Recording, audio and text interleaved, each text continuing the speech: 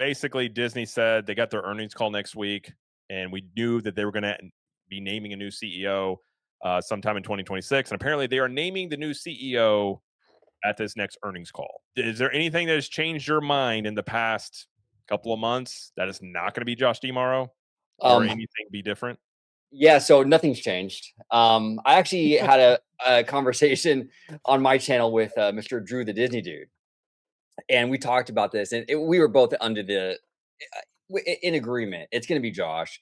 Now, there is a possibility though that it could be Josh and maybe like we talked about, like a co-CEO thing, and maybe Dana's part of that equation, or maybe it's Josh and Dana's like the president or something like that. But Yeah. Josh is part of this thing no matter what, no matter how you slice it, whether it's just him or whether it's a dual role, it's going to be Josh, and we'll see how he does. But supposedly they're going to announce it next month, probably on that earnings call. Yeah. So And we talked about before also, I think in the last live stream, a lot of these moves are very interesting around the company happening, like Kathleen Kennedy stepping down. You got the Imagineering seeing like it's trying to have a rehab. That Wall Street Journal article was very interesting of how it painted basically Chapek as the bad guy. And even really, they didn't go after Iger, but it didn't paint him in a great picture either. And then yeah. Josh is the one that was approached Bruce Vaughn and revamping this stuff. I do get the feeling that we kind of have the beginnings of like a DMRO PR push before the Yes. official announcement. And the real question I have is, Iger is supposed to go away in end of 2026. Does Josh, do you think at this point, like I would assume Disney has known he's going to be the CEO, again, presuming the 1% chance he's not. He's known this for a while. Do you think that he needs a full year under Iger to show him the ropes? Or I would assume they've known this for a while. Like, I wouldn't think there's that big of a learning curve, but I don't know. Maybe there is. But I think that'll be the really interesting part about this is Iger during this transition. Well, yeah, it would have to be the thing that I think would be the most learning curve for Josh would be the studio stuff. But that depends though, because if it's the co-CEO thing and they have a studio person with him, I mean, he can basically start tomorrow and he's good, you know. Right. If it's just him though, there's going to be a little bit of that studio stuff, especially right now. There's a lot going on with streaming and AI and all that good stuff. So I think there needs to be a little bit of that for him. But I mean, we'll see. I'm kind of wondering though how much he's already kind of running. That's what I I'm wondering too. I y- get that because, oh, by the way, Iger has been radio silent. I haven't heard yes, anything from him, and usually he's out there talking. Josh hasn't really been either, I suppose. He hasn't really been out. I mean, other than those articles are out there, but it's kind of been a yeah, little bit of like a low key little calm before the storm type of situation out there. yeah. Well, then you talk about the Galaxy's Edge changes. I have a feeling. I mean, I would be curious how much Kathleen Kennedy really controlled that, or was that Josh coming in and the timing was just coincidental and being like, we need to make, give the people what they've been asking for here. It's interesting you say that because Drew the Disney dude actually thinks that it had more so to do with Kathleen Kennedy than it did Josh D'Amaro. Yes. And I think it's very interesting he came to that conclusion as a theme park person because in this space we generally think of things in theme park in a theme park capacity and the players within them. And so introducing Kathleen Kennedy as a deciding factor, I think is really thinking outside of the box in this particular case. But I also heard Star Wars Theory also make the suggestion that it was Kathleen Kennedy or uh, Dave Filoni who brought back the original trilogy to the Star Wars land. So I think there's definitely something to it, at least a collaboration at the very least between Lucasfilm and Josh D'Amaro, whether it's Dave Filoni or Kathleen Kennedy.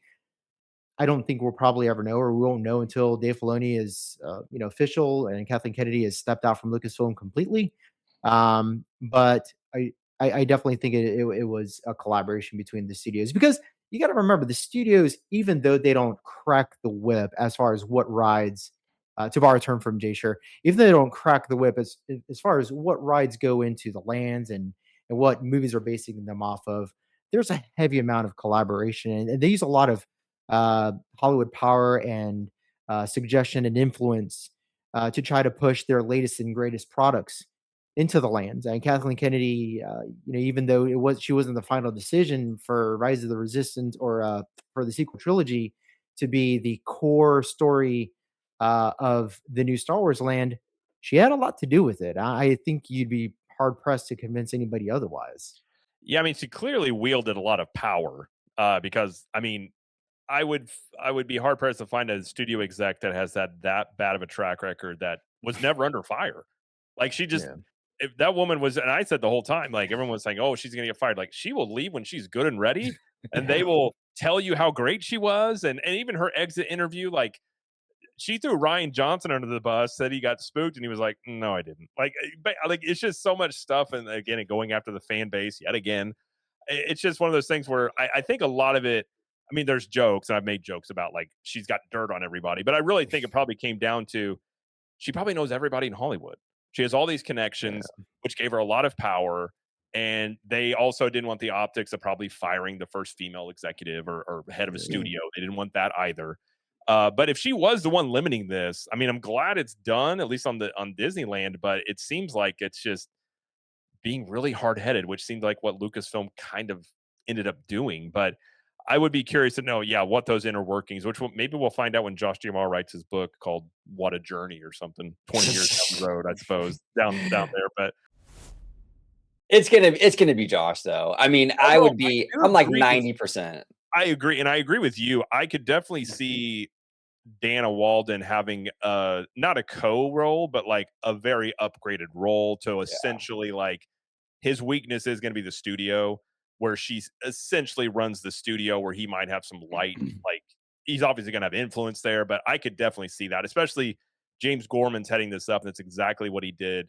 I believe it was JP Morgan, where they gave raises and promotions to everybody that didn't get it to keep them all on board. I could totally see that being the Well, case. yeah, and Bob Iger still has influence, and Dana is Bob's girl.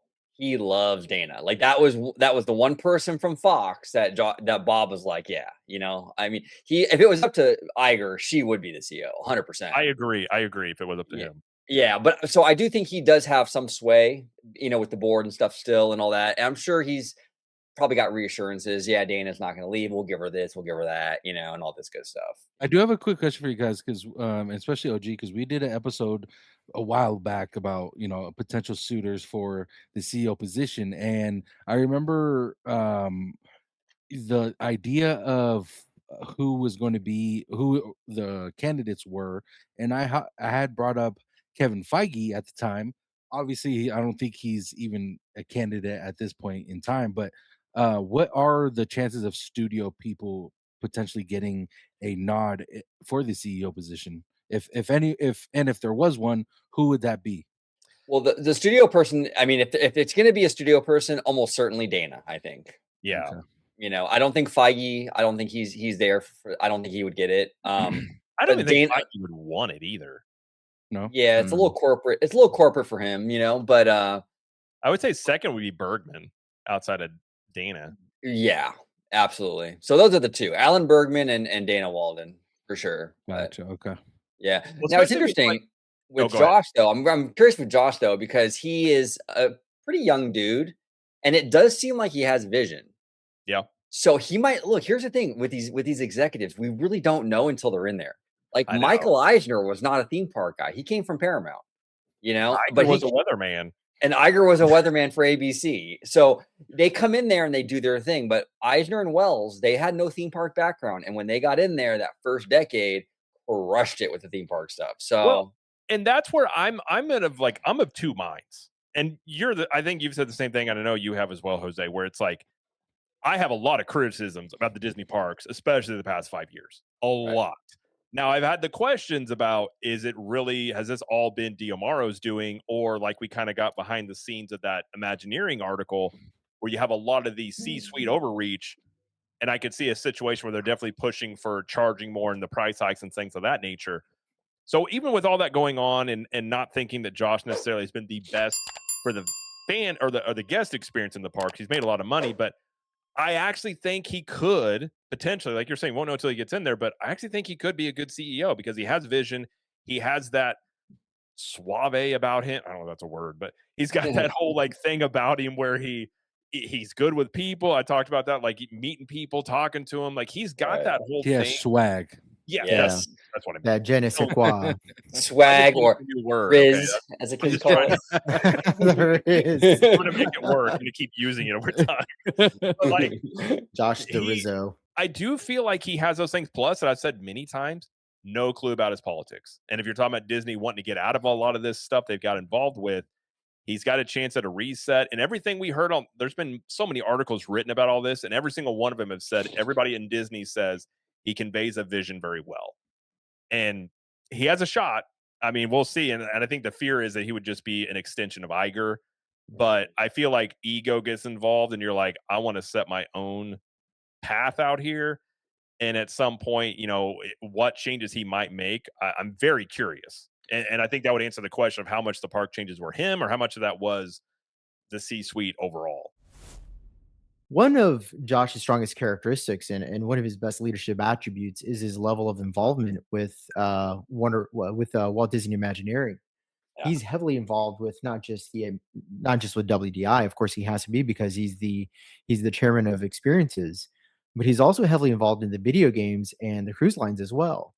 And I'm just wondering, guys, and let me know what your thoughts on this are. With his deep level of involvement in experiences, does Josh even have the luxury to be able to manage the studio side? Because I don't think that Josh is just automatically going to, you know, uh, d- d- uh, elevate himself above his current level of involvement that he's been so successful at doing. And by successful, I mean like the actual physical numbers. Like if you look at experiences, actual revenue and their actual um, profit over the last 5 years, essentially since COVID ended, it's been on an upward trajectory. It's going to continue to go up, even with shorter attendance numbers. Um, but he's been extremely successful. I think his level of involvement has something to do with that. He has a lot of the employees underneath him, he has a lot of confidence in them. I don't see Josh parting from the way he like his current management style to manage something is as passionately. And I think that he's probably going to outsource it to Dana and say, "Hey, look, I need you to co-captain the ship with me. I can't do it by myself." That's my opinion. That's just from me seeing Disney as a company that was built on co-management. But what do you guys think? I think you're absolutely correct because he's definitely going to delegate to some degree with that. I think, and we know she's going to get an expanded role. That was in the article or recently in a article. I don't know if it was in Wall Street Journal, It was but one it of was them. in yeah, it was one of those articles where they were talking about how Gorman wants to keep people like you were saying, Jared. So she's going to have an expanded role, and so he will lean on her. And really, a CEO delegates. I mean, really, that's kind of what they do. They I shouldn't be was day gonna to day. Yes, I was gonna bring up that exact point. A good CEO delegates like that, and I could totally see Josh doing that, especially like as he's learning more about it. Like the last thing you'd want to do is go into something you're not really sure, be like, well, I'm gonna plot myself in the middle of all of this right now, and you're gonna, like just trial by fire. So I don't feel like he has a personality type to do that. He seems very like politician like in terms of how he like maneuvers. And I could see him being like, this is a weakness of mine. I know it is. So I'm going to lean on Dana. And then that's going to give him brownie points inside the company as well. And that's what I could see, at least in the first part. I could see him doing that. And really, if you think about creative end, the more, in my opinion, most CEOs staying out of the creative process, obviously you want to cast a vision and say, this is where we want to go. But being involved, like Iger was like looking at dailies on video on movies. I'm like, why? Yeah, Like, that's ridiculous. that, and even Favreau had talked about that at one point, like Bob Iger's giving him notes. I'm like, what? Like, why? Like, that shouldn't be the role of a CEO, in my opinion. I think that should be delegated to people that are actually making the movies and the shows. And do you trust them or not? And if you don't, get people in there that you do. I feel Right. like Josh is the guy that could do that because I agree with you, Jose. I could totally see him delegating more on that front. He's more, yes, I agree. I think he is a good delegator, but he's more of like a Walt Disney when it comes to his delegation style. I think Bob Iger is almost strictly a delegator. Uh, However, Josh Tomorrow seems more like Walt, where he is a delegator, but he's very hands-on in the creative process as well, almost to the point in which you would think he's still running, doing two jobs, wearing two hats at the same time. And I think Josh's style mirrors Walt's a lot in that sense. And so I think because of that, there's a high likelihood not only is Dana Walt going to get a more prestigious, more important role within the company.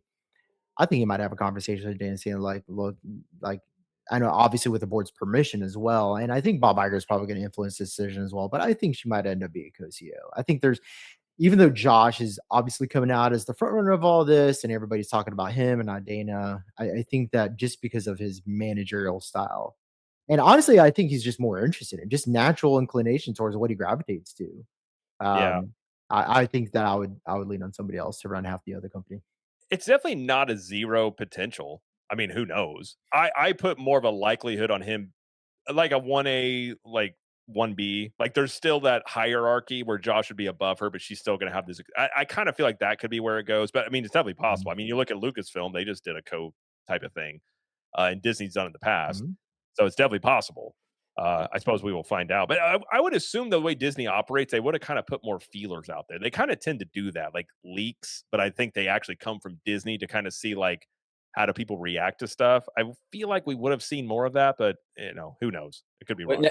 no, I did want to mention. I remember what I was going to say. I do want to mention that you're right, Jared. Not a lot, but many park decisions lately have not been fantastic. Right? There's Right. been a lot. There's been issues for sure. I will say this: I don't think that really prevents Josh from getting the job, only because I think any executive you pick is going to have blemishes on their record. I Mhm. mean, you pick Dana; she's got issues. She's actually got a lot of issues. She's been putting out a lot of fires lately. Yeah. So anyone you pick is going to have. Bergman has issues, right? I mean, his whole division hasn't really. Mhm. So I think for the slate of people we got, Josh probably has the least amount of blemishes. So, and Mhm. Kiki and Luca brings up a great point. Is Josh more feminine than Dana? What do you think? Real quick, I do have a question for you guys. If you could educate me, most of the people that are up for this position are currently in the Disney company as we speak, correct? Yes. Correct. Yes. Is There's been there 4 that are all in the Disney company. is there anyone that's outside of the company at the moment that they were eyeing at any point, or maybe wanting to bring in? There's Yeah. been a few. The EA Yeah. CEO was one. I think something Wilson. I can't remember his first name. James Wilson, maybe. But they were looking at him. And the one I've said is a dark horse is Kevin Mayer and Tom Staggs, who currently run Candle Media. They were in the running last time. And whenever Chapek got named, they left and started their own company. But really, there hasn't been much. I mean, you've heard things here and there, but I mean, they've made it known that the finalists are people, at least that they were telling publicly, were inside the company. Gotcha. Okay. Yeah, it's So, all inside mostly. yeah, But this another point that thing that might happen would be Josh, and then an outsider coming in as the co-CEO. Now that would be interesting. that would be very interesting. I'm sure you can make bets on this on like Cashy or something like that about who's going to be the CEO. Right. It's very interesting. Like I'm very curious, like if they're going to pull something out of left field and all this stuff, but who knows? I do think. I mean, more than likely, it's going to be Josh. I think at this point, I've always rather would have had somebody outside the company, but I'm curious about Josh. I will put it that way. I think he potentially could do a good job, and see which way he would go with it. Disney has an opportunity right now to do the funniest thing ever. Bring 'Cause back all Bob Chapek. Yeah, yeah, Bob, yeah, exactly. Bring Chapek back. I'm back. No, this would be even funnier than that. So, everyone's all excited that Kennedy left Lucasfilm. Oh no! No, it's right. Collective just oh my gosh! Internet would she melt. she could she could even do her announcement in the Jar Jar Binks Ms. Buck. I love it, dude. I freaking love That's it. hilarious.